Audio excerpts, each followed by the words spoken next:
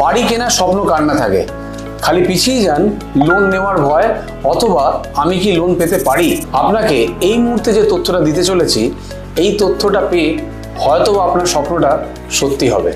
আপনি আমাকে বলুন, যদি একটা ফ্ল্যাটে 40 লক্ষ টাকা লোন নিতে হয় তাহলে তার ইএমআই কত আসবে?